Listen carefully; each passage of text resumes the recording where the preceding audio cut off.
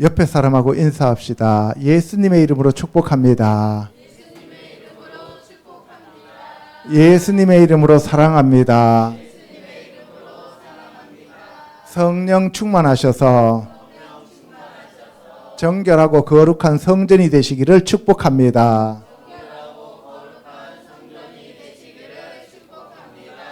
아멘. 오늘은 2023년도 성령 충만 말씀 23번째 시간입니다. 지난주에는 제목이 뭐였습니까? 결혼에 대한 얘기였죠. 그죠? 예. 천국의 혼인잔치. 우리가 혼인이라고 하면 한 남자와 한 여자가 결합해서 한 가정을 이루는 것을 결혼이라고 지난주에 말씀을 드렸습니다. 그죠? 그 결혼은 궁극적으로 예수 그리스도의 신부를 구해서 천국의 혼인잔치가 이루어지는 것을 얘기한다고 했습니다. 그렇죠? 그러면 그 예수 그리스도가 신랑이고 교회가 신부인데 구약에서는 하나님께서 아브라함을 택하여 그 아브라함의 후손들을 통하여 하나님의 신부를 삼았는데 그들이 타락했습니다. 그렇죠? 그들이 간음하고 그들이 음행하여서 그들이 하나님께로부터 징계를 받았습니다. 그리고 예수님이 이 땅에 자기 신부를 구하러 오셨는데 그 신부들이 예수 그리스도를 거부했습니다. 그래서 이방인들에게로 그 믿음이 넘어가게 되었다라고 하는 것을 제가 말씀을 드렸고, 그렇다고 해서 하나님께서 그 이스라엘 백성들을 버리신 것은 아니다라고 얘기했어요. 그렇죠? 예. 그러면 오늘은 이제 10계명 중에서 7번째 계명에 해당되는 간음하지 말라는 그러한 계명을 가지고 우리가 알아보도록 하겠습니다. 여기 보시면은 키 네마르, 왜냐하면 아마르 하면은 말하다죠. 말이 되어진다는 거죠. 라 리쇼노님, 리쇼온 하면은 이전에, 처음에 이런 뜻이잖아요. 로시가 머리니까 이전의 사람들에게 말 되어졌기 때문이다. 로 타네아프, 나아프 하면은 이게 간음하다는 뜻이에요. 이게 원래는 나아프가 무슨 뜻이냐 하면은 신랑이 없이 살다 이런 얘기고, 그 다음에 그 지파에 신랑이 계시지 않는다 이런 의미예요. 그래서 여기서 보면은 간음하지 않는다라고 모세를 통하여 이전 사람들에게 말되어졌기 때문이다 이 얘기죠. 그러니까 육체적으로 간음하지 말라고 한 계명은 구약에서 먼저 하나님께서 시내산 언약으로 주셨다 이 말씀을 하고 있는 겁니다. 아멘. 자, 마태복음 27장요. 또 간음하지 말라 하였다는 것을 너희가 들었으나 나는 너희에게 이르노니 음욕을 품고 여자를 보는 자마다 마음에 이미 간음하였느니라. 만일 내 오른 눈이 너로 실족하게 하거든 빼어 내버리라. 내 백체 중 하나가 없어지고 온몸이 지옥에 던져지지 않는 것이 유익하며, 또한 만일 내 오른손이 너로 실족하게 하거든 찍어내버리라. 내 백체 중 하나가 없어지고 온몸이 지옥에 던져지지 않는 것이 유익하니라. 또 일렀으되 누구든지 아내를 버리려거든 이혼 증서를 줄 것이라 하였으나 나는 너희에게 이르노니 누구든지 음행한 이유 없이 아내를 버리면 이는 그로 간음하게 하며, 또 누구든지 버림받은 여자에게 장가드는 자도 간음함이니라.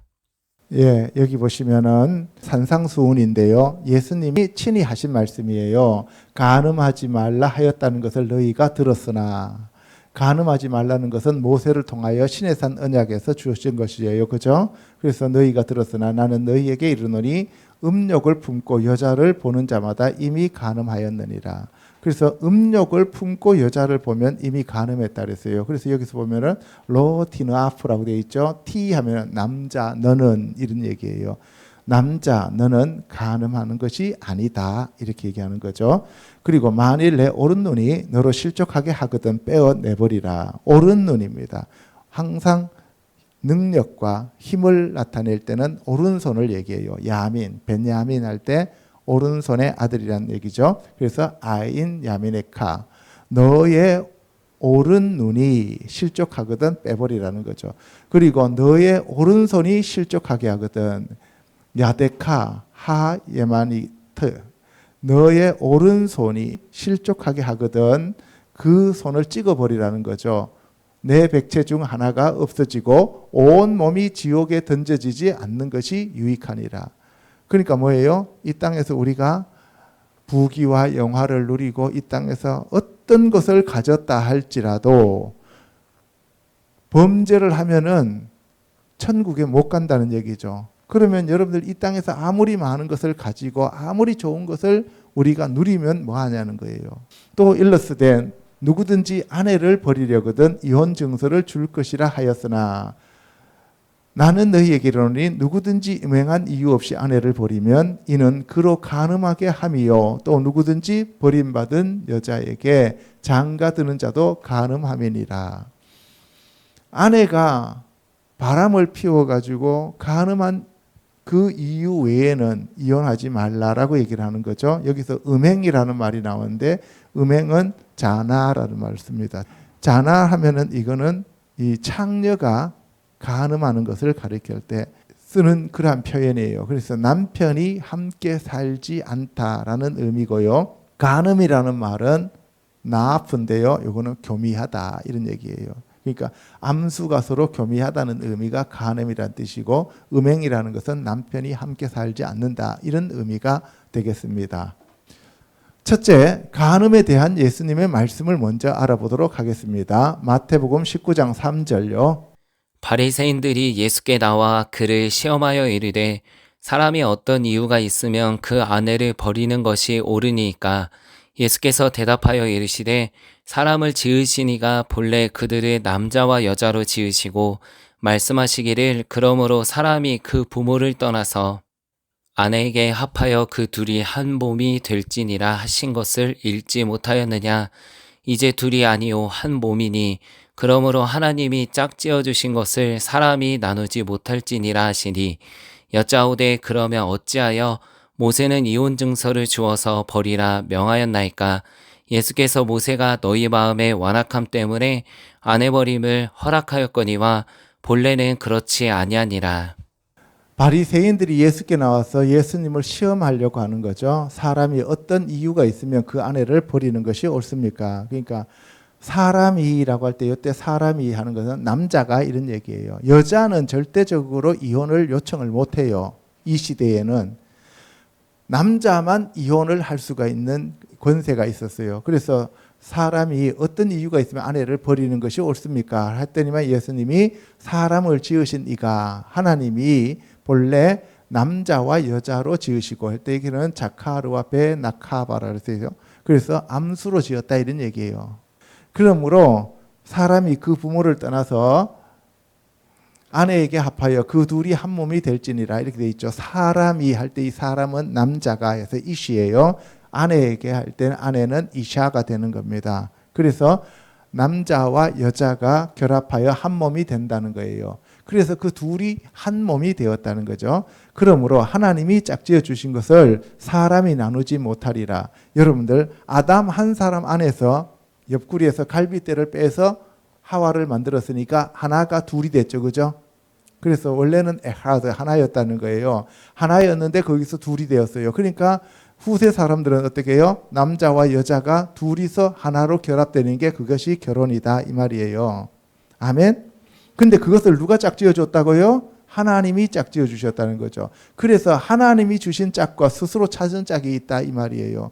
하나님이 주신 짝과 결혼하면 그 사람은 인생은 행복한 것이고 자기 스스로 찾은 짝은 두고두고 불행해지는 거예요. 이게 결국은 이 모세가 이혼 증서를 주어서 버리라고 한 것은 바로 뭐예요? 자기가 하나님이 주신 그 짝인데 자기 욕심 때문에 버리는 거다 이 말이에요. 그래서 우리가 결혼할 때 참 잘해야 됩니다. 예수께서 모세가 너희 마음의 완악함 때문에 아내를 버리는 것을 허락하였다는 거예요. 그런데 본래는 그렇게 지은 것이 아니다. 그래서 누구든지 음행한 이유 외에 아내를 버리고 다른 데 장가드는 자는 간음함이라. 원래 아내가 있는데 그 아내하고 이혼하고 난 다음에 다른 여자하고 결혼하면 그거는 간음이라는 거예요. 그럼 오늘날은 어떨까요? 시대가 바뀌었기 때문에 하나님도 MZ세대에 맞추어서 그래서 결혼했다가 헤어지고 재혼하면 그거는 간음이 아니다라고 얘기하시겠죠. 그건 저도 잘 몰라요. 주님한테 가서 물어보세요. 여러분들 직접. 똑같습니다. 그때나 지금이나 똑같아요. 제자들이 이르되 만일 사람이 아내에게 이같이 할진대 장가들지 않는 것이 좋겠나이다. 이때 사람은 이시고 아내는 이샤예요. 이시터란 말을 쓰죠. 그래서 사람이 남자가 여자에게 그러니까 남편과 아내인데 보면은 공통 인수가 알레프하고 신이죠. 애쉬 불이 있고 그다음에 여기에는 여호도 여기에는 헤이가 있어서 여호와의 불이 되는 거죠. 그렇죠? 그래서 하나님이 짝지어준 두 사람이 만나면 성령의 불이 그 가정을 다스리고 지킨다는 거예요. 그래서 그 집은 성령의 가정이 되고 하나님의 집이 되고 하나님이 그 가정을 지키신다 이 말이에요. 그러면은 그것을 깨뜨리지 않으려면은 아침 저녁으로 그 성령을 어떻게 해요? 그 불을 우리가 점검해야 되죠. 그죠? 그러면 그 가정은 천국으로 바뀐다 이 말이에요. 근데 사람이 자기 짝을 찾으면 어떻게 돼요? 거기는 지옥이 되는 거죠. 예수께서 이르시되 사람마다 이 말을 받지 못하고 오직 타고난 자라야 할지니라. 그래서 여기 보시면은 고자에 대한 얘기예요. 어머니 태로부터 난 고자, 선천적인 고자가 있고 사람이 만든 고자가 있고 천국을 위하여 스스로 된 고자가 있어요. 그러니까 이 고자는 내가 고자가 돼야지 한다고 해서 되는 것도 아니고 어머니로부터 태어난 고자, 사람이 만들어서 내시들 있잖아요. 그죠? 환관, 그런 고자도 있고 천국을 위하여 스스로 된 바울과 같은 사람도 있다 이 말이에요. 그런데 여기 보면은 이게 사리스의 사리스 고자가 이게 사맥이 있잖아요. 여기죠? 사맥이 양쪽에 이렇게 있고 그 다음에 러시가 있고 요드가 있어요. 그러니까 요거는 둘러싸다는 거예요. 이렇게 둘러쌌어요. 앞뒤로 꽉 막혀버리죠. 그죠? 머리와 손이 다 막혀버렸어요. 그러니까 아무것도 할 수 없는 거예요. 이것이 우리가 고자다 이 얘기입니다. 요한복음 8장요. 서기관들과 바리새인들이 음행 중에 잡힌 여자를 끌고 와서 가운데 세우고 예수께 말하되 선생이여 이 여자가 간음하다가 현장에서 잡혔나이다. 모세는 율법에 이러한 여자를 돌로 치라 명하였거니와 선생은 어떻게 말하겠나이까. 그들이 이렇게 말함은 고발할 조건을 얻고자 하여 예수를 시험함이러라. 음행 중에 잡힌 여자가 끌려왔어요. 그죠? 그런데 음행 중에 여자만 끌려왔어요. 그러면 여자 혼자서 음행했나요? 남자는 없어요. 그죠? 여자만 데리고 와서 선생이여 이 여자가 간음하다가 현장에서 잡혔나이다. 간음하는데 현장에 여자만 있었어요. 그러면 말이 안 되죠. 그죠? 예, 모세는 율법에 이러한 여자를 돌로 치라고 명하였는데 선생은 어떻게 말하겠습니까? 라고 하면서 예수 그리스도를 시험하고 있는 거예요. 그러니까 예수님이 뭐예요? 그 남자를 잡아와라 이렇게 얘기한 게 아니고 어떻게 얘기해요? 예수께서 몸을 굽혀서 손가락으로 땅에 쓰십니다. 그리고 일어나서 너희 중에 죄 없는 자가 먼저 이 여자를 돌로 치라라고 얘기하죠. 그죠? 그리고 난 다음에 손가락으로 다시 땅에 씁니다. 여러분들 하나님께서 시내 산에서 돌판에 십계명을 새길 때 뭘로 새겼어요? 하나님이 손가락으로 새겼는데 먼저 썼던 첫 번째 돌판은 들고 내려와서 어떻게 해요? 깨버리죠. 그래서 첫 번째 쓰는 돌판이 깨진 거예요. 그리고 두 번째 손가락으로 다시 씁니다. 새로운 그 돌을 다듬어서 갖고 올라갔을 때 거기다 써서 내보내주는 거죠. 그죠? 그러니까 첫 번째 거는 뭐예요? 돌 위에 새겼고 두 번째는 어디다 새겼다고요? 양심에다가 새겼다 이 말이야. 마음에다가.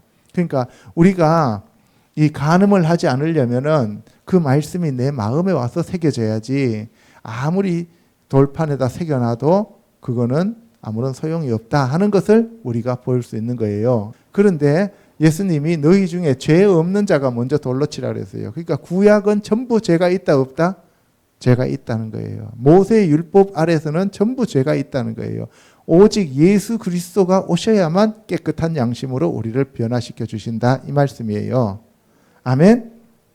예. 그래서 어른으로부터 시작하여 젊은이까지 어른들이 죄가 더 많죠. 그죠? 그래서 젊은이까지 다 떠나가고 오직 요거 중요합니다. 예수와 그 가운데 섰는 여자만 남았다는 거예요. 우리는 언제나 예수 그리스도 앞에 서야 하는 자들이고 신 앞에 선 단독자들입니다. 아멘. 그날을 생각하면서 하루하루 살아야 돼요.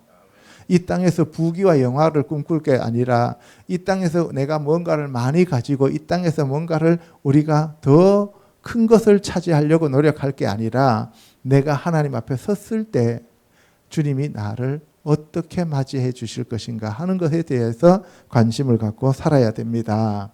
아멘. 10절에 보면 예수께서 일어나사 여자 외에 아무도 없는 것을 보시고 이르시되 여자여 너를 고발하던 그들이 어디 있느냐 너를 정죄한 자가 없느냐. 예수님이 마리아한테 가나안 혼인잔치에서 포도주 떨어졌을 때 엄마가 포도주 떨어졌다 그러니까 뭐라 그랬어요? 어머니 이랬어요? 여자여 했어요. 여자여. 예수님이 십자가 달리셨을 때 마리아한테 어머니 했어요? 여자여 했어요?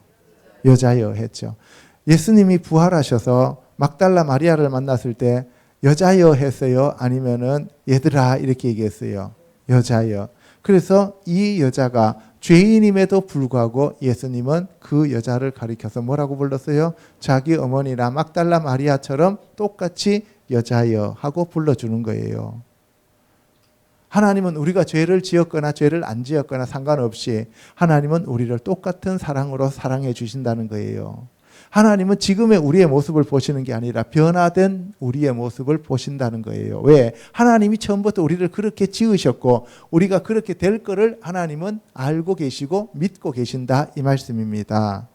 아멘. 그래서 우리가 지금의 나 자신을 놓고 지금의 나 자신을 보고 낭망하거나 우리가 좌절할 것이 아니라 변화된 우리의 모습을 상상하면서 하나님 앞에 감사와 찬송과 영광과 경배드리는 저와 여러분이 되셔야 된다 이 말씀입니다. 아멘. 그래서 예수님께서 뭐라 그랬어요? 바요메르 엘레하. 그리고 그가 그 여자에게 말씀하셨습니다. 이샤 여자죠, 그죠? 그 여자에게 말씀하셨어요. 에포 어디 있느냐는 거죠. 셰타나 너의 그 사탄이 어디 있느냐는 거예요. 너를 정죄하는 그 자들이 어디 있느냐 이런 얘기예요. 라시아 그 라샤 하면은 이거는 이 정죄하다. 너 여자 너죠. 크니까 여자 너를 그 정죄하도록 하겠던 그 사탄이 어디 있느냐는 거죠. 이시 그 남자 사람이 어디 있느냐. 그러니까 너를 고발하여 정죄하는 자가 어디에 있느냐라고 물어보는 거예요. 그랬더니만 주여 없나이다. 예수께서 이르시되 나도 너를 정죄하지 아니하노니 가서 다시는 죄를 범하지 말라. 여기 보세요. 여자여 너를 고발하던 그들이 어디 있느냐. 너를 정죄한 자가 없느냐 이렇게 물었어요. 그죠? 그러면 지금 예수님 그걸 몰라서 물어요? 아시면서 묻는 거예요? 아시면서 묻는 거죠. 그러니까 뭐예요?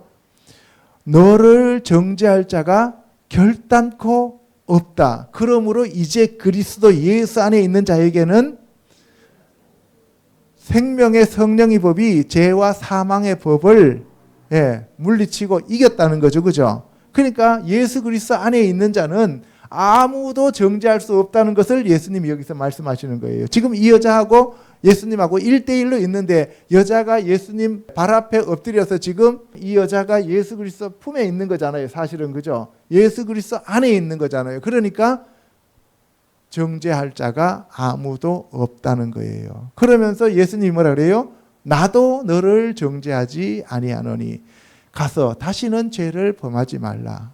우리가 다시 죄를 범하면 안 됩니다. 알겠어요? 예. 여기 보시면은 뭐라 그랬어요? 바토메르 로 에하드. 그 여자가 로 에하드. 하나도 없습니다. 아도나이. 나의 주여. 바요메르 라켄. 그러므로 그가 말하였다. 감 아니 로. 나 또한. 감은 또한이잖아요. 나 또한 로 아르샤크. 내가 너를 정죄하지 않는다. 레키.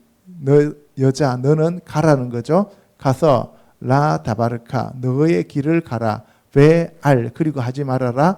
테하타이 죄를 짓지 말라라. 오드 다시는 이런 얘기잖아요. 그러니까 우리가 이 여자가 바로 나라고 하는 것을 항상 생각하시면서 예수님이 나의 죄를 다 사해 주셨기 때문에 이제는 다시 죄를 짓지 않겠습니다 라는 마음으로 살아야 된다 이 말입니다.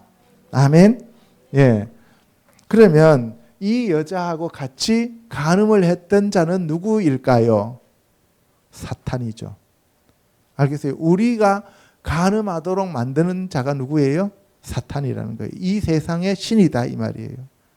돈을 따라가든 뭘 따라가든 다 글로 따라가다가 그 이제 여자만 잡혀오는 거잖아요. 교회만 잡혀오는 거예요.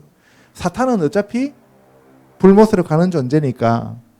마태복음 15장에 가면은 입으로 들어가는 것이 배로 들어가서 뒤로 내버려지기 때문에 더럽지 않다. 그런데 입에서 나오는 것은 마음에서 나오는 것이기 때문에 사람을 더럽게 한다. 그래서 마음에서 나오는 것은 악한 생각과 살인과 간음과 음란과 도둑질과 거짓 증언과 비방이니 이것들이 사람을 더럽게 하는 것이다. 그래서 씻지 않는 손이라 땅바닥에 떨어졌던 그러한 어떤 과자를 주워 먹는 것은 더러운 게 아니다 이 말이에요.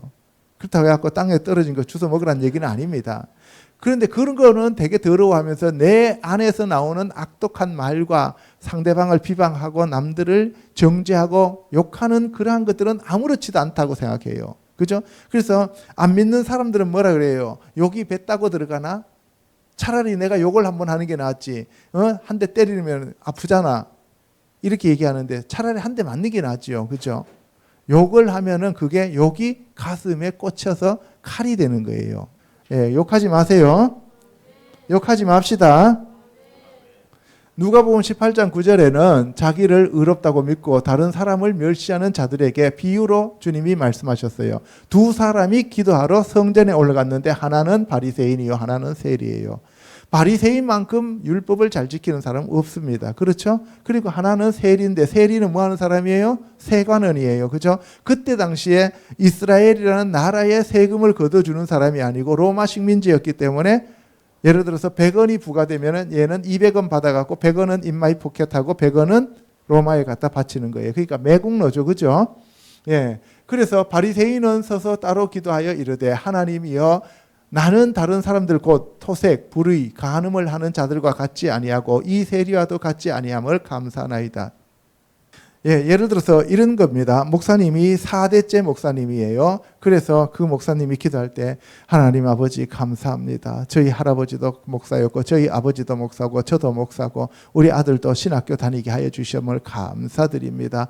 아버지 우리가 한 번도 세상에 나가고 세상에서 돈을 벌지 않고 하나님이 주시는 돈만 먹고 살았습니다. 감사합니다. 그러는 거고 하나는 이제 며칠 전에 귀신 들려갖고 와갖고 하나님 앞에 고개도 못 들고 주님 제가 잘못했습니다. 제가 저희 죄 때문에 이렇게 귀신 들려왔습니다. 불쌍히 여기시고 용서해 주시옵소서 이렇게 기도하고 있는 거하고 똑같다 이 말이에요. 그런데 그 바리새인이 나는 일회에 2번씩 금식하고 또 소득의 11조를 드리나이다. 예. 그러면서 목사님은 내가 40일 금식 기도를 8번 했고 다니엘 기도를 내가 4번 했고 예, 소득의 11조를 한 번도 빠뜨리지 않고 다 드렸고 부흥회를 3260번 인도했고 그러면서 자기가 이제 하나님 앞에 기도하는 거예요. 예를 들면 알겠어요? 저하고는 아무런 상관없어요. 저는 세리는 멀리 서서 감히 눈을 들어 하늘을 쳐다보지도 못하고 다만 가슴을 치며 이르되 하나님이여 불쌍히 여기소서 나는 죄인으로소이다. 예, 불쌍히 여겨 주시옵소서. 주님 저를 불쌍히 여겨 주시옵소서. 제 기도가 맨날 저를 불쌍히 여겨 주시옵소서. 이 얘기잖아요. 그래서 저는 바리새인이 아니고 이 사람이 의롭다함을 받고 그의 집으로 내려갔느니라. 무릇 자기를 높이는 자는 낮아지고 자기를 낮추는 자는 높아지리라. 예. 그러면은 자기 자신을 높이는 자는 교역자들이 높이기를 좋아하겠어요? 일반 평신도가 높이기를 좋아하겠어요? 교역자들이죠. 그러니까 불못 한가운데에는 교역자들이 더 많이 들어가 있죠. 특히 목사님들. 성령 사역했던 목사님들이 제일 많이 들어가 있다 그래요. 거기에. 자기 능력인 줄 착각하기 때문에 그래요. 또 성령 사역하면 뭐가 많이 들어와요? 헌금이 많이 들어오잖아요. 그죠? 그래서 그걸 가지고 자기 것으로 착각하면은 가장 낮아지는 곳, 무적행으로 들어가게 되죠. 그죠? 두 번째, 하체를 가리라는 하나님의 명령에 대해서 알아보도록 하겠습니다. 창세기 9장 11절요. 내가 너희와 언약을 세우리니 다시는 모든 생물을 홍수로 멸하지 아니할 것이라. 땅을 멸할 홍수가 다시 있지 아니하니라. 하나님이 이르시되 내가 나와 너희와 및 너희와 함께하는 모든 생물 사이에 대대로 영원히 세우는 언약의 증거는 이것이니라. 예, 여러분들 성경은 처음부터 끝까지 언약책이에요. 그죠? 그리고 성경에서 제일 중요한 것이 성전이죠. 성전에서 제일 중요한 게 뭐예요? 언약궤예요. 그죠? 그래서 처음부터 끝까지 하나님과 우리 사이는 언약의 관계다. 하나님의 언약 아니면 우리는 아무것도 아니다 이 말이에요. 하나님이 우리를 왜 구원하시고 하나님이 왜 우리를 사랑하시냐면 하나님의 신실하신 그 언약 때문에 그렇다 이 말이에요. 내가 너희와 언약을 세우는데 다시는 내가 홍수로 멸망시키지 않겠다. 그래서 내가 나와 너희와 및 너희와 함께하는 모든 생물 사이에 대대로 영원한 언약을 세우겠다. 그 증거가 바로 무지개다라고 얘기하는 거예요. 하나님과 인간 사이에서만 세운 언약이 아닙니다.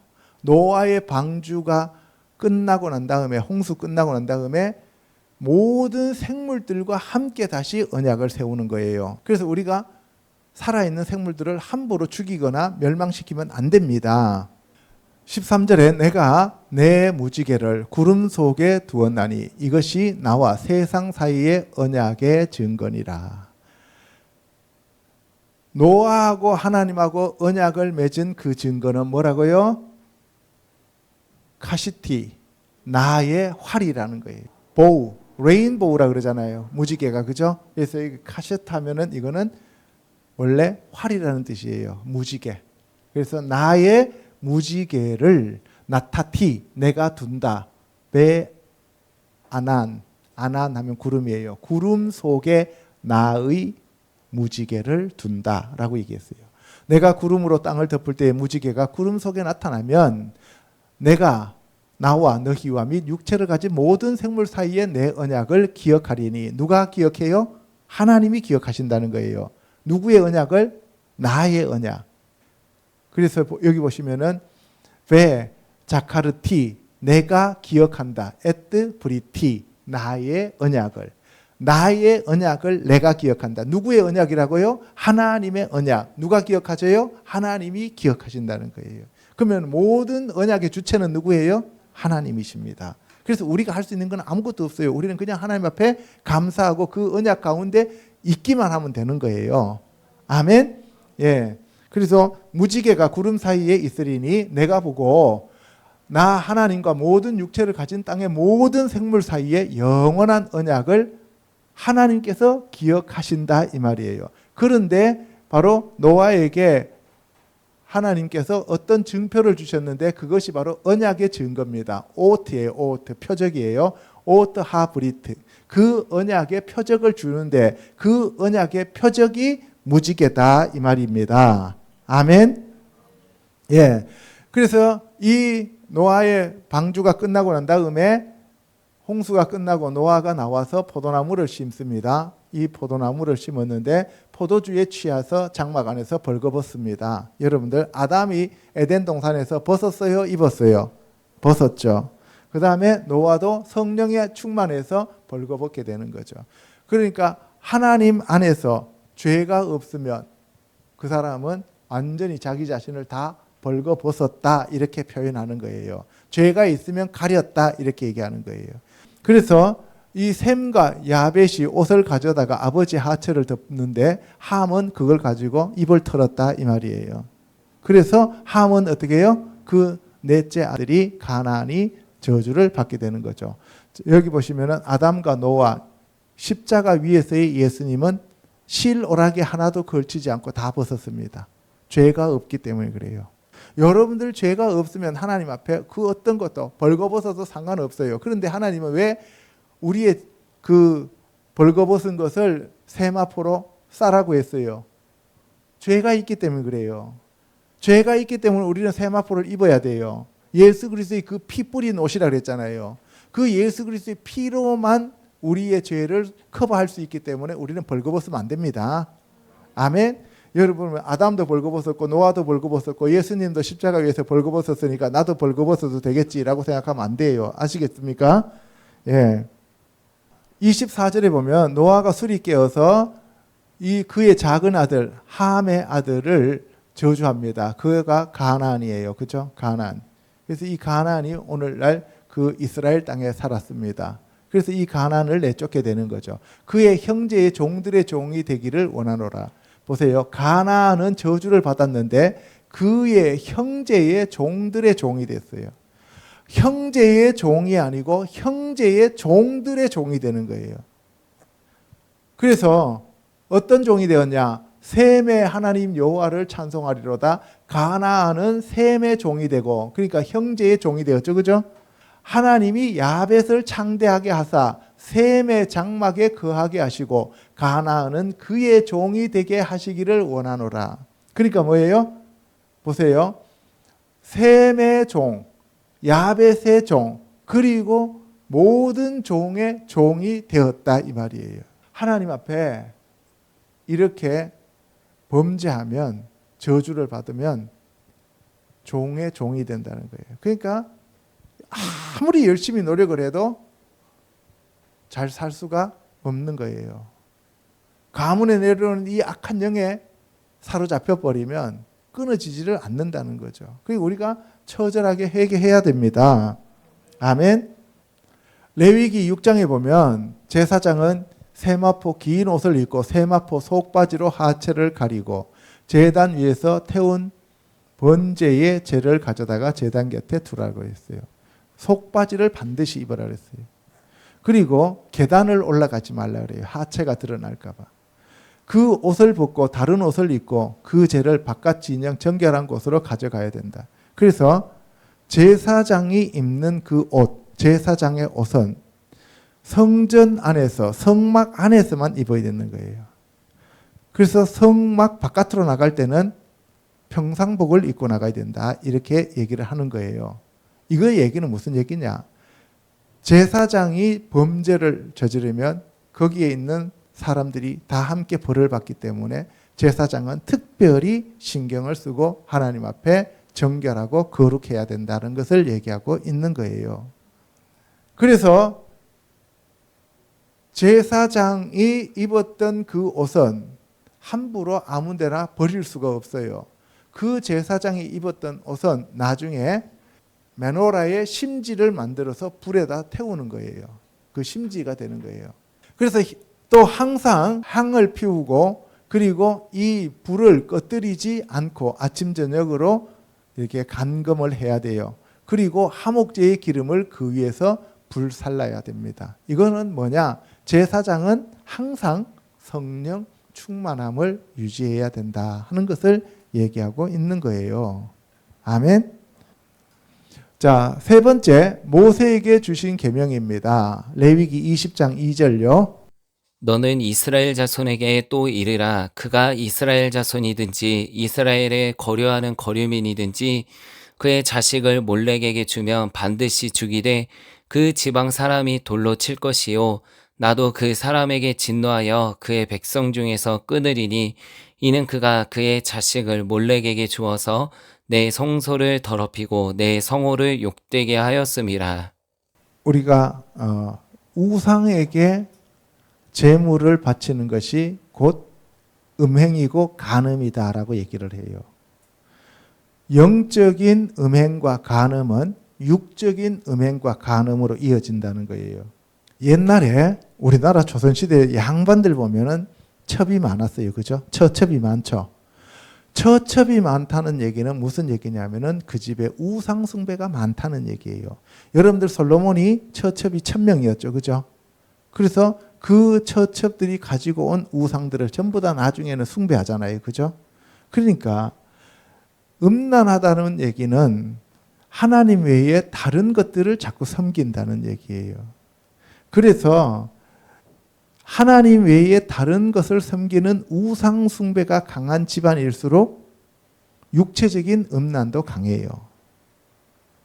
그래서 무당들도 보면은 강해요. 그게 음란이. 자, 여기 보시면 이스라엘에 거류하는 거류민이든지 이스라엘 자손이든지 누구든지 이런 얘기예요. 그의 자식을 몰렉에게 주면 반드시 죽이되. 몰렉에게 줬다는 것은 몰렉은 멜레크 왕이라는 얘기예요. 불태워서 인신제사를 드리는 거예요.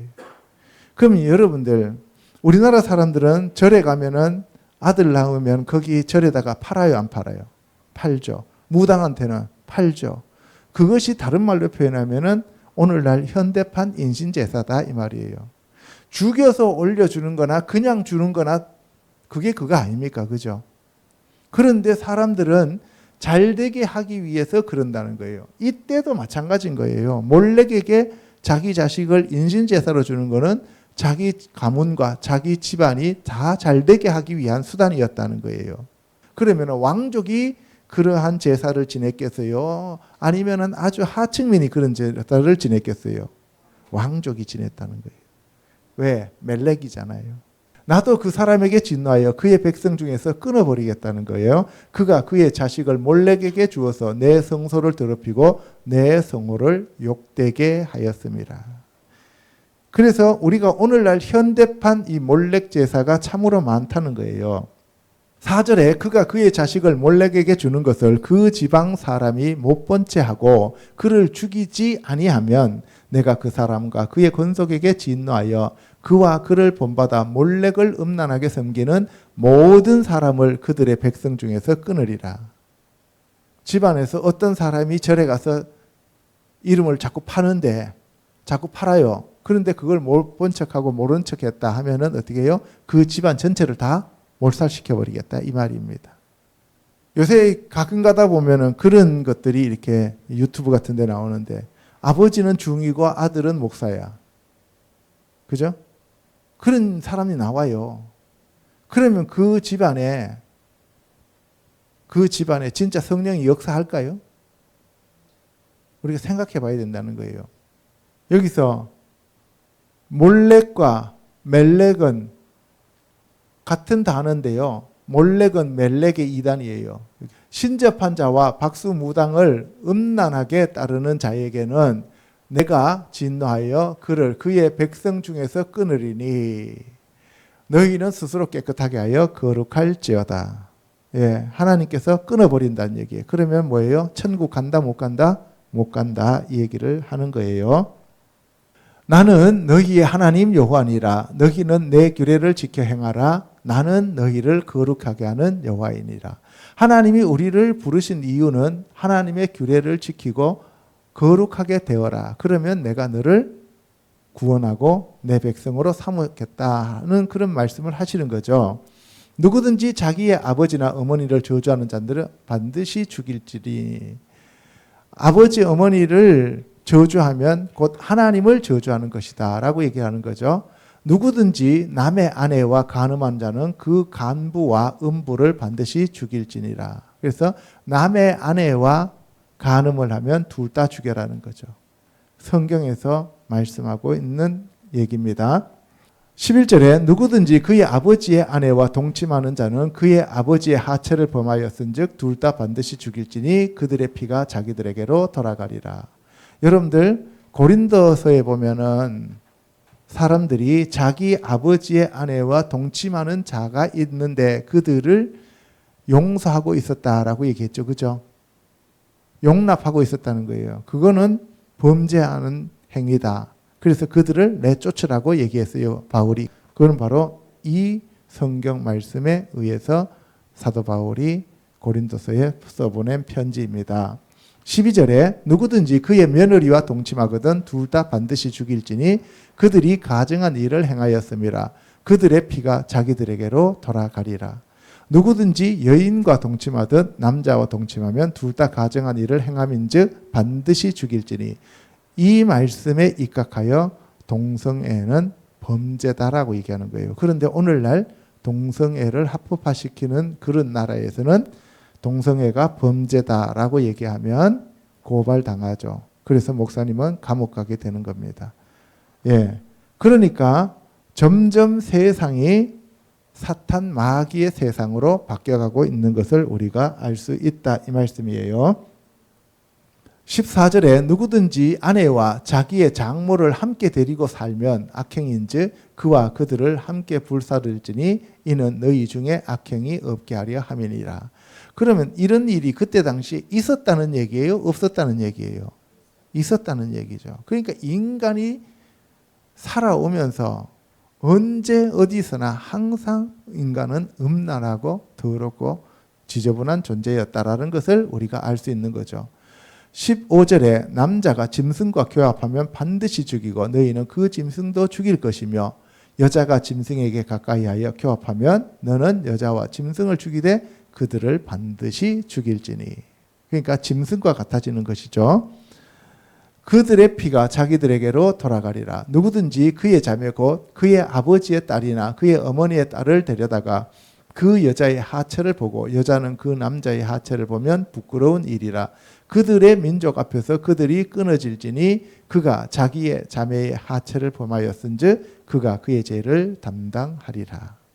18절에는 누구든지 월경 중에 여인과 동침하여 그의 하체를 범하면 남자는 그 여인의 근원을 드러냈고 여인은 자기의 피 근원을 드러냈으면즉 둘 다 백성에게서 끊어지리라. 19절에 내 이모나 고모의 하체를 범하지 말지니 이는 살부치의 하체인즉 그들이 그들의 죄를 담당하리라. 20절에 누구든지 그의 숙모와 동침하면 그의 숙부의 하체를 범하미니 그들은 그들의 죄를 담당하여 자식이 없이 죽으리라. 21절에 누구든지 그의 형제의 아내를 데리고 살면 더러운 일이라. 그가 그의 형제의 하체를 범하미니 그들에게 자식이 없으리라. 그런데 여기 보면은 형제의 아내를 데리고 산 그 헤롯에 대해서 세례 요한이 그거는 옳지 않다라고 얘기하다가 죽었죠. 그죠? 그런데 형이 장가를 갔는데 아들이 없이 형이 죽고 형수 혼자만 남았으면 고엘 제도라 그래서 형사 치수제예요. 그죠? 그래서 그 형수를 동생이 데리고 와서 거기에서 자식을 낳아서 형의 아들을 세워줘야 됩니다. 그게 바로 여러분들이 너무나 잘 아는 유다의 아들들 중에서 먼저 2명이 죽고 셋째가 남았는데 걔를 주지 않으니까 다말이 창녀로 변장해서 유다의 씨를 받는 그러한 내용이죠. 그죠? 예. 그러면은 유다 때가 더 빨라요? 지금 이 모세가 받는 이 시점이 더 빨라요? 유다 때가 훨씬 더 빠르죠. 그죠? 유다 때가 더 빨랐는데도 나중에 이 법이 그렇게 정해지는 거예요. 그래서 여기서 얘기하는 거는 형이 살아있거나 동생이 살아있는데 그의 형제의 아내를 취하면 안 된다는 얘기예요. 너희는 나의 모든 규례와 법도를 지켜 행하라. 그리하여야 내가 너희를 인도하여 거주하게 하는 땅이 너희를 토하지 아니하리라. 가나안에 살던 사람들이 왜 다 쫓겨났느냐? 위에 있는 이러한 더러운 죄들을 범하였기 때문에 쫓겨난다는 거예요. 만약에 우리나라 이 동성애라든가 이러한 것들이 계속 우리나라에서 행해지면 우리나라 사람들은 어떻게 된다는 얘기예요? 쫓겨난다는 얘기예요. 쫓겨난다는 얘기는 우리나라의 임진왜란 때 일본 사람들이 쳐들어왔고 그리고 우리나라 구한말에 일본 사람들이 쳐들어와서 35년 동안 일제강점기에 들어간 이유가 뭐냐? 이랬기 때문에 그랬다는 거예요. 이런 범죄들 때문에. 그래서 다 만주로 다 떠나게 되는 거죠. 그죠? 그러면 이거는 나라가 그럴 때 그렇지만 그러면 가정에서 이와 같은 일들이 벌어지면 어떻게 해요? 그 가정이 풍비박산나고 다 쫓겨나게 된다 이 말이에요. 너희는 내가 너희 앞에서 쫓아내는 족속의 풍속을 따르지 말라. 그들이 이 모든 일을 행함으로 그러니까 가나안 족속들이 이와 같은 더러운 일들을 행했기 때문에 내가 그들을 내쫓았다는 거예요. 내가 그들을 가정히 여기노라. 내가 전에 너희에게 이르기를 너희가 그들의 땅을 기업으로 받을 것이라. 내가 그 땅 곧 젖과 꿀이 흐르는 땅을 너희에게 주어 유업을 삼게 하리라 하였노라. 나는 너희를 만민 중에서 구별한 너희의 하나님 여호와니라. 너희는 짐승이 정하고 부정함과 새가 정하고 부정함을 구별하고 내가 너희를 위하여 부정한 것으로 구별한 짐승이나 새나 땅에 기는 것들로 너희의 몸을 더럽히지 말라.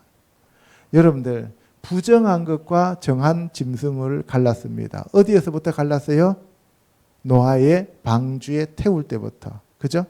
부정한 짐승은 2상. 그죠? 정한 짐승은 7상. 그렇게 태웠습니다. 그리고 땅에 기는 것, 이 땅에 기는 것이 가장 가증하다 그랬는데, 땅에 기는 거면 제일 가증한 것이 뱀입니다. 너희는 나에게 거룩할지어다. 이는 나 여호와가 거룩하고 내가 또 너희를 나의 소유로 삼으려고 너희를 만민 중에서 구별하였습니다. 하나님께서 우리에게 거룩하게 하라고 하는 이유는 뭐냐 하면은 하나님의 소유가 되게 하는 거고, 그래서 우리를 구별시켜 주신다 이 말이에요. 그래서 우리 크리스찬들이 오늘날 해야 될 가장 큰 덕목이 뭐냐? 거룩이에요. 구별되어져야 됩니다. 남자나 여자가 접신하거나 박수무당이 되거나 반드시 죽일지니. 예, 지금까지는 육체적인 간음에 대해서 쭉 얘기하다가 이제 여기 갑자기 뭐예요? 접신에 대한 얘기예요. 그러니까 결국은 뭐예요? 육체적 간음과 접신은 하나다 이 말이에요. 그러니까 영적인 간음이 육체적인 간음으로 이어지는 거예요. 접신하거나 박수무당이 되거든 반드시 죽여라는 거예요. 돌로 쳐서 죽이고 그의 피를 흘려라, 이런 얘기를 하는 거죠. 자, 신약에서 금하는 간음에 대해서 우리가 알아보도록 하겠습니다. 마태복음 1장 18절요. 예수 그리스도의 나심은 이러하니라. 그의 어머니 마리아가 요셉과 약혼하고 동거하기 전에 성령으로 잉태된 것이 나타났더니 그의 남편 요셉은 의로운 사람이라 그를 드러내지 아니하고 가만히 끊고자 하여 이 일을 생각할 때 주의 사자가 현몽하여 이르되 다윗의 자손 요셉아, 내 아내 마리아 데려오기를 무서워하지 말라. 그에게 잉태된 자는 성령으로 된 것이라. 아들을 낳으리니 이름을 예수라 하라. 이는 그가 자기 백성을 그들의 죄에서 구원할 자이심이라 하니라. 이 모든 일이 된 것은 주께서 선지자로 하신 말씀을 이루려 하심이니 이르시되 보라, 처녀가 잉태하여 아들을 낳을 것이요. 예, 여러분들 보세요. 그러면은 신약에서 금하는 간음에 대해서 왜 제가 마태복음 1장의 말씀을 여러분들한테 드리냐 하면, 예수님의 태어나신 것은 성령을 받지 않으면 모두 사생아라고 얘기를 해요. 그래서 오늘날 목사들이나 신학자들 중에서 예수님은 사생아다라고 하는 그러한 주장을 하는 사람들이 있는데, 그 사람들은 성령을 받지 못했기 때문에 그렇다 이 말이에요. 예수 그리스도가 태어나신 것은 마리아가 요셉하고 약혼하고 동거하기 전에 성령으로 잉태됐어요. 여러분들 한번 생각해 보세요. 약혼하고 난 다음에 1년 있다가 결혼을 해요. 그런데 약혼하고 동거는 안 해요. 여자는 여자 집에 살고 남자는 여자를 데리고 가기 위하여 집 지으러 올라가요. 이게 이스라엘 사람들의 결혼 풍습이에요. 신랑이 여자 집에 와서 그 여자한테 컵을 내밀었을 때 여자가 그 마지막 잔을 받아 마시면 그 잔을 엎어놓고 발로 밟아서 깨뜨리고, 그리고 신랑이 잔치가 끝나면 자기 집에 가서 아버지한테 그 여자를 데리고 올 집을 지어요. 삼손이 그랬고요. 그리고 예수님이 내가 너희 집을 예비하러 간다라고 얘기하는 것이 바로 그 의미입니다. 그 예수님이 우리하고 지금 약혼하신 상태지 우리가 지금 결혼해갖고 사는 상태가 아니다 이 말이에요. 그러면 약혼했으면은 정절을 지켜야 돼요, 안 지켜야 돼요? 지켜야 되죠. 약혼하는 그 순간부터 이미 아내와 남편이라고 인정이 되어져요. 그런데 동거는 안 해요. 그래서 요셉과 마리아가 약혼을 했는데 요셉이 자기 집에 가서 이제 마리아 데려올 집을 짓고 있는 상황 속에서 마리아가 아이를 가졌다는 소문이 도는 거예요. 마리아가 아들을 가졌어요. 그러니까 요셉이 생각하기에는 어떻게 생각하겠어요?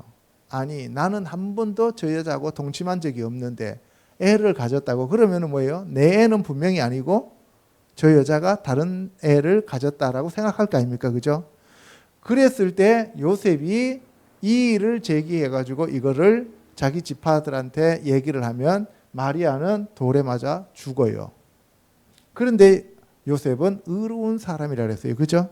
의로운 사람이기 때문에 그를 드러내지 아니하고 가만히 끊고자 약혼을 파혼하려고 그랬어요. 그냥 나 말고 네가 가진 그 아기의 아버지한테로 가라는 거예요. 그러면 안 죽잖아요. 그렇게 했는데 밤에 주님의 사자인 천사가 와가지고 다윗의 자손 요셉아 내 아내 마리아 데려오기를 무서워하지 말라. 예수님을 부를 때 다윗의 자손 예수여 이렇게 얘기했어요. 그죠? 근데 천사는 지금 요셉한테 다윗의 자손 요셉아. 다윗의 후손 맞잖아요. 그죠? 예, 육적인 다윗의 후손을 얘기하는 거예요. 영적인 다윗의 그 왕위를 이을받을 그런 사람이 아니라는 겁니다. 여기서는 달라요. 의미가. 내 아내 마리아 데려오기를 무서워하지 말라는 거예요. 그에게 잉태된 자는 성령으로 된 것이다. 그 여자가 다른 남자와 간음해가지고 아기를 가진 것이 아니고 하나님의 씨를 거기에다 잉태시켰다 이 말입니다. 알겠어요? 그럼 마리아는 지금 하나님의 뭐가 됐어요? 성전이 되었다는 거죠. 그죠? 예. 그래서 아들을 낳으리니 이름을 예수라 하라. 예슈아. 구원자라 하라. 이는 그가 자기 백성을 그들의 죄에서 구원할 자이심이라 하니라. 자, 그러면 여기서 요셉은 갈등이 있겠어요? 없겠어요? 진짜 갈등이 많겠죠. 그죠? 왜? 나는 믿는다 할지라도 다른 사람들은 마리아한테 뭐라고 얘기할 거예요. 그렇다고 해서 요셉이 내 아이입니다라고 얘기하면 돼요? 안 돼요? 하나님의 아들이잖아요. 하나님의 아들을 내 아들이라고 얘기하면 그것도 우습고, 그런데 내 아들 아닙니다 하면 또 그건 더 우습고, 그렇죠? 세상 사람들한테 그는 성령으로 잉태된 자입니다라고 얘기하면 뭐예요? 쟤는 완전히 미친 새끼구나 이렇게 얘기할 거고, 그렇죠? 세상 사람들한테는 설명할 수 있는 방법이 없어요. 예수님이 하나님이시다. 예수님이 천지 우주 만물을 지으신 창조주 하나님이시다라고 얘기하면 세상 사람들은 알 길이 없단 말이에요. 그러니까 예수님을 뭐라고 불러요? 세계 4대 성인이까지만 얘기해 주는 거예요. 성령이 안 들어가니까 그런 거예요. 성령이 아니면 예수님을 믿을 수가 없어요. 성령으로 말미암지 않고는 예수를 주라고 할 수도 없고 예수 그리스도를 우리의 왕으로 섬길 수도 없다 이 말이에요. 그러니까 성령이 오셨기 때문에 저와 여러분들이 이렇게 예배드리고 예수님을 우리의 주로 왕으로 구세주로 모시고 있다 이 말이에요. 그러니까 저와 여러분들은 지금 누구예요? 요셉이에요. 요셉. 그런데 그 요셉이 되어서 그 성령이 와서 마리아 안에 있는 저 아기는 하나님의 아들이다 그랬어요. 그러면 뭐예요? 우리 안에 지금 마리아가 되어갖고 우리 안에 지금 누가 오셨어요? 성령이 와 계시는 거예요. 그러니까 내가 요셉이고 내가 마리아가 된 거예요. 아멘? 그래서 여러분들이 요셉이 되고 여러분들이 마리아가 되지 않으면 여러분들은 하나님을 이해도 못하고 예수 그리스도를 알 수가 없다 이 말입니다. 그런데도 이 마리아와 요셉이 12살, 예수님이 12살 되었을 때 성전에 올라갔다가 내려올 때 그 예수님이 성전에 남아있는 걸 알았어요? 몰랐어요? 몰랐죠. 그러니까 하루 반 동안 내려왔다 다시 하루 반 동안 올라가고 아이야 너가 어떻게 우리한테 이럴 수가 있느냐 이렇게 얘기하잖아요. 성령님이 우리 안에 계시고 예수님 우리 안에 계셔도 우리는 갈 바를 몰라서 내 안에 예수님이 계시는지 안 계시는지 모를 때가 있다 없다? 있다 이 말이에요. 그래서 이 모든 일이 된 것은 주께서 선지자로 하신 말씀을 이루려 하심이니 이르시되 보라 처녀가 잉태하여 아들을 낳을 것이요. 이사야 선지자의 말씀이죠. 그래서 우리는 성경 말씀을 읽고 그 성경 말씀을 알고 있으면서도 이 말씀이 안 믿어질 때가 있다 없다? 있다 이 말이에요. 믿기는 믿어도 잘 안 될 때가 있다 이 말씀이에요. 그리고 그 이름이 임마누엘입니다. 임마 하면은 우리와 함께 있다는 거죠. 누엘 하면 그죠. 하나님이 우리와 함께 있다는 얘기예요. 요셉이 잠에서 깨어 일어나 주의 사자의 분부대로 하여 그의 아내를 데려왔으나 아들을 낳을 때까지는 동침하지 않았습니다. 그리고 그 아들을 예수라고 이름을 불렀습니다.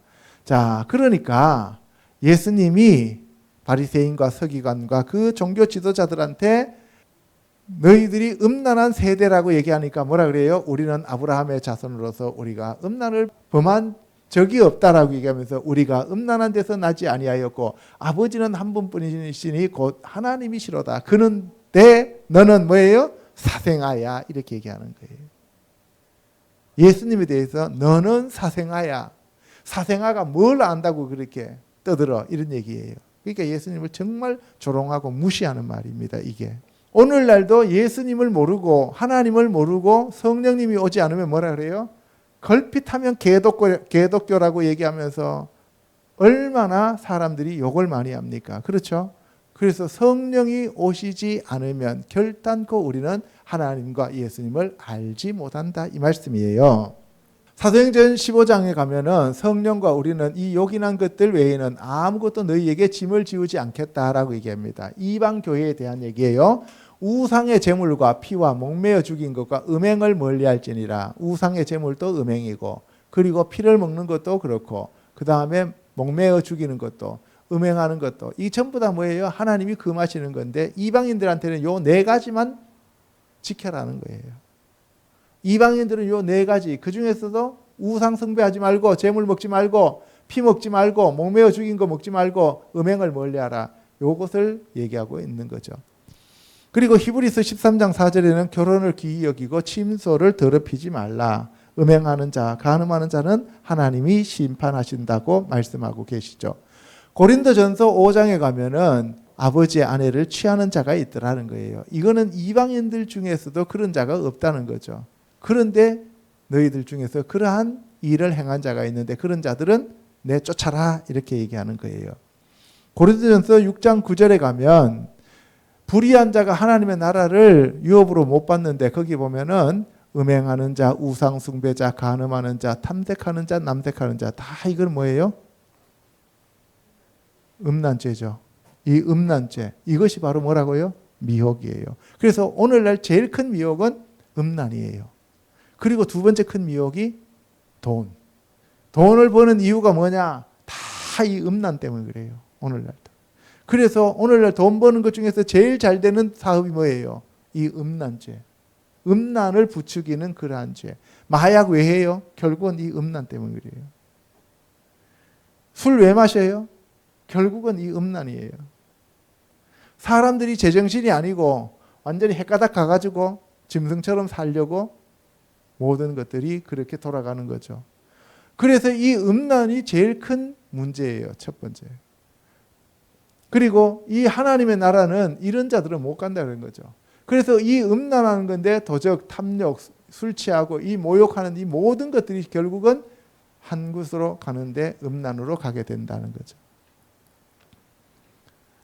창녀와 합하는 자는 그와 한 몸인 줄을 알지 못하느냐. 주와 합하는 자는 한 영이다. 창녀와 합하는 자는 육체적으로 하나가 되어 육신이 되어버리는 거고 주님과 합하는 자는 한 영이 된다는 거에서 그래서 육체는 무익하고 영은 살리는 것이다 라고 얘기하는 거죠. 음행하는 자는 자기 몸의 죄를 짓는다는 거죠. 그래서 우리가 이 음행을 피해야 됩니다. 계시록의 2장에 가면 자칭 선지자라고 하는 여자 이세벨 이거는 음녀의 대명사잖아요. 그죠? 음녀. 그래서 행음하게 만드는 거예요. 우상의 제물을 먹게 하는 거죠. 그 이세벨이 하나님의 사람들, 하나님의 선지자들을 그렇게 많이 죽인 이유가 뭐냐? 하나님의 말씀이 선포되어지면 이 음란한 사탄 마귀가 쫓겨가야 되잖아요. 그러니까 그 하나님의 사람들을 다 죽여버리면 음란이 세상을 장악하게 되는 거예요. 그래서 이세벨은 바로 음녀로서 깨어서 행음하게 하고 우상의 제물을 먹게 하는 그러한 여선지자다 이 말이에요. 그런데 중요한 거는 하나님께서는 항상 그들에게 회개의 기회를 주신다는 거죠. 그런데 자기의 음행을 회개하지 않는 거죠. 회개하지 않는 것이 불못으로 가는 조건이지 죄를 지었기 때문에 그런 것이 아니다는 거죠.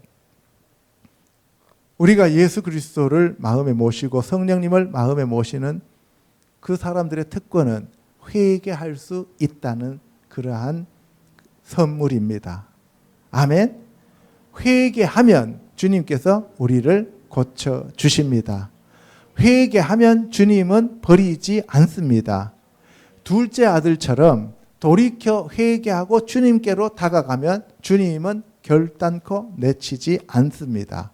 이것이 가장 큰 그리스도교의 특징이요, 하나님께서 우리에게 주시는 선물이요 은혜입니다. 아멘. 고린도전서 7장에 가면 음행을 피하기 위하여 남자마다 자기 아내를 두고 여자마다 남편을 두라는 거죠. 그리고 서로 분방하지 말라는 거예요. 서로 분방하면은 사탄이 틈탄다는 거죠. 그래서 너희가 절제 못함으로 말미암아 사탄이 시험하지 못하게 함이니라. 가늠한 여인들아, 세상과 벗된 것이 하나님과 원수됨을 알지 못하느냐. 그래서 가늠한 여인들아, 교회들아, 이런 얘기예요. 세상과 벗된 것이 하나님과 원수됨을 알지 못하느냐. 그런데 우리는 가만히 놔두면 끊임없이 돈을 추구하게 되고 끊임없이 세상으로 나가게 돼 있어요. 그래서 우리가 자꾸 쳐서 우리들 자신을 하나님 앞에 복종시켜야 됩니다. 조금만 여러분들 건강이 다시 회복되면은 또 세상으로 뻗치게 되어 있어요. 인간이라고 하는 게. 한번 죽다 살아나도 조금만 회복되면 또다시 세상으로 뻗쳐나가게 돼요. 세상이 너무 커 보이는 거죠. 우리의 내 구조가 그렇게 되어 있다는 거예요. 누구든지 세상과 벗되고자 하는 자는 스스로 하나님과 원수가 되는 것이니라. 음행과 온갖 더러운 것과 탐욕은 너희 중에서 그 이름조차도 부르지 말라고 얘기하는 거죠. 그래서 너희도 정녕 이것을 알거니와 음행하는 자나 더러운 자나 탐하는 자 곧 우상 숭배자는 다 그리스도와 하나님 나라에서 기업을 얻지 못한다. 그래서 아내들아 남편들에게 복종하고 남편들아 아내들을 그리스도께서 교회를 사랑하듯 사랑하라. 그래서 가정에서 먼저 천국이 이루어져야 된다라고 말씀하는 거예요. 그러기 위해서는 물로 씻어 말씀으로 깨끗하게 하사 거룩하게 하시고 영광스러운 교회로 우리가 세워져야 됩니다. 아멘. 예. 그래서 남편들도 자기 아내 사랑하기를 자기 자신과 같이 하고 자기 아내를 사랑하는 자는 자기 자신을 사랑하는 것이다. 그래서 먼저 자기가 거룩해지고 가정이 거룩해지고 교회가 거룩해지고 그리고 나라가 거룩해져야 합니다. 아멘. 이상에서 살펴본 바와 같이 육체적으로 간음하는 것은 하나님의 성전을 더럽히는 것이며 거룩한 산제물로 바쳐야 할 우리의 몸을 사탄에게 바치는 것이라고 볼 수 있습니다. 육체의 죄를 짓는 것은 몸 안에 짓는 죄이므로 하나님이 주신 성령의 전을 귀신의 처소로 만들어서는 안 됩니다. 그러므로 날마다 깨어 정결하고 거룩한 육체를 간직할 수 있도록 기도하는 자들이 되시기를 우리 주 예수 그리스도 이름으로 축복합니다. 아멘. 기도하겠습니다.